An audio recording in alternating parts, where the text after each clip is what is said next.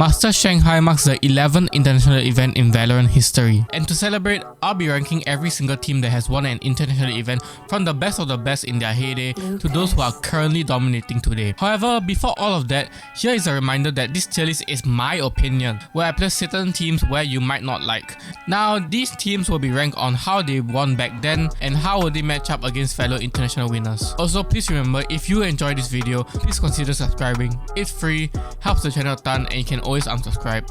Enjoy! Let's start off with the first ever team to win an international tournament, Masters Reykjavik Sentinels. Can I be honest? Because I know there's a lot of you Sentinels fans right now, especially that now your team is actually good. But this team was not that good to me, I'll be honest. I just think that specific era of Valorant was so raw and unrefined that all it took was a great, and I mean great player intends to actually bulldozer his way to an international title, and even becoming the only team to have an unbeaten run on an international stage. And 10 still to this day has the highest ACS stat ever in a single match. If you look back and you actually watch the game from a strategic standpoint, you can see that most of the time it's just 10s running it down as either Jet and Reyna and basically tearing every team a new one. Even in hindsight, the way Sentinels collapsed after the 2021 championship shows how simple and raw it was back then in the early stages of Valorant. Also, the fact that none of the players are active right now except for 10s on a tier 1 team shows how carried they were back then. I'll give this team an F tier. Next up, we have Masters Berlin Gambit Esports. A very different game was already being played at this point in time, more so because of Nets, I would say, because he was the one that revolutionized the way controllers and Sentinels should be played, and this was one of the first times that a lurker role has ever been established.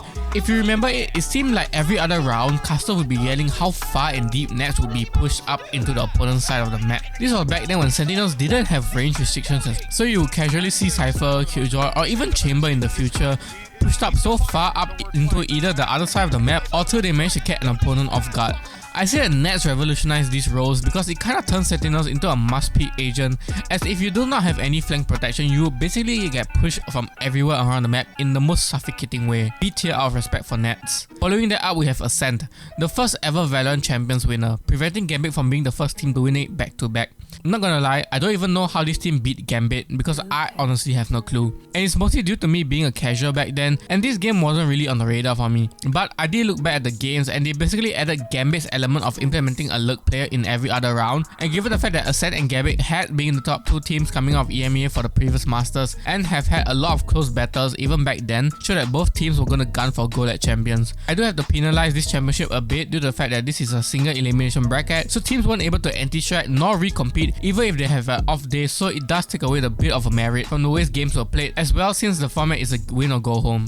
C tier. Next up is Masters Reykjavik 2 Champions Optic Gaming. Now this is the first ever game I watched fully, and my goodness was it worth it. This was Optic back in their prime, and back then Chamber, the newest agent, was running rampant throughout pro play. Due to the pace of the game being slowed down dramatically, and it actually introduced the format of pushing and pulling aside, as if a player spots Chamber, you could either try to bait out his teleportation or try to bring enemies towards you while your whole team rotate to the other side. This was also the first team where every member could be remembered in terms of how they elevated and assisted the team in one way or another. Everyone was so good that it was almost crazy how they lost to Loud in the upper finals before sweeping them in the grand finals. Also, this proves how having a lower bracket matters, because if there wasn't a lower bracket for this tournament, Loud would be champions instead, so take that as you will. Still, either way, this team was definitely the best team so far in terms of a team aspect and on an individual aspect. Definitely the first S tier on the list. Masters Copenhagen FPX. I'm gonna refuse the salty and bitterness in me because I'm still mad at how FPX lost in the grand finals. I could put them in D tier, but I'm gonna swallow my pride, my tears, and give this team a proper rating. This team is good, I would say, being that you can point out any player on the team could frag out, even adapting with how strong Chamber has been and how dominant it was. They might have become the first team to win a back-to-back championship, as they were the first seed in Masters Reykjavik, yet due to visa issues, most of the team couldn't even attend the event. Still though, that final map, Sugetsu was a demon, and with how balanced the team was during the grand final, even Angel was fragging out. FPX did troll in the final map, playing a composition where even they didn't know what they were doing as they ran out of strategies in the final round, leading to FPX winning 6 rounds in a row. But yeah, not really that Optic tier, but definitely A tier. Next up, Champions 2022 Loud. This team was good. Great even, as they managed to create one of the most iconic rivalry that is still going on to this day. Does it even count as a rivalry when both teams kind of sucks now? I don't really know, but back in the glory days, Loud and Optic were basically the top 2 teams throughout the year, except for that freaky accident with FPX winning. But when I say everyone allowed showed up, I mean it. With no one on the team getting lower than 65 kills on all 5 maps, you know it's a fragging party out there. Not only that, but everyone had a positive box plus minus, so it was really a collective effort from Loud to prevent Optic from not only winning a second championship, but also for them to get one of their own as well. The only reason why I feel that this team only fell off was due to the internal dramas and issues that might have stemmed from personal stuff. But still, if this team could have held it together and kept the same 5 players, they would definitely won at least back-to-back titles. Still, they are 100% S tier. Lock In 2023 Fnatic.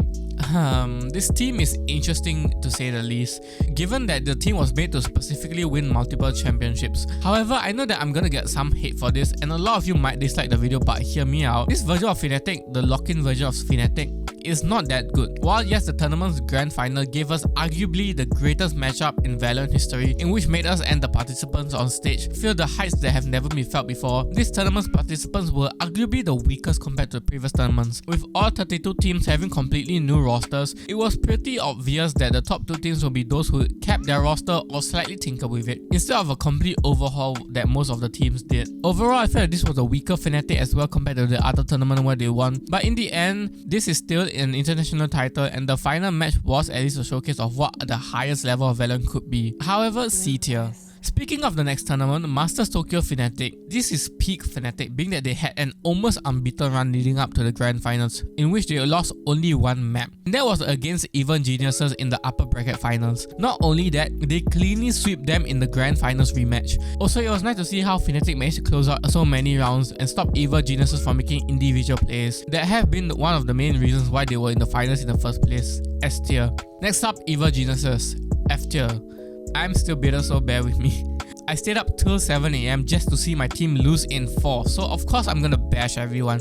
But in all honesty, Evil Geniuses played really well. I honestly didn't expect Demon One and Joggerman to just play what FPX has been doing in the entire tournament. Both of them just simply outfragged them. This was the series where I knew that this no IGL thing that FPX has been doing was not gonna work out, and honestly I expected the future losses coming up. FPX have been leaning so heavily into outfragging their opponent that they completely forgot the set pieces and plays that they did with Bankai, but you know, it is what it is. Evil Geniuses did well setting up their fraggers and it paid off. A tier. Sentinels 2024 was definitely interesting to say the least, given that the whole time they had the pieces and all they needed was a competent coach and in-game leader. It was clear that Tens was not comfortable being the entry fragger anymore, maybe due to lack in confidence after the 2 horrendous seasons previously and the amount of haters that was building on his case. By making him the smokes player, it allowed him to be put in a situation where he could play off his fraggers. Sassy and Zalsis have always been consistent in their role, and Zakan is just a crackhead eating himself and getting kills. Put an IGL on their bad boy that actually knows how to do their job, and a miracle run appeared. Sentinels definitely were on form during the month where they were the best team in the world, and it led to some of the greatest Valorant I've watched in a while.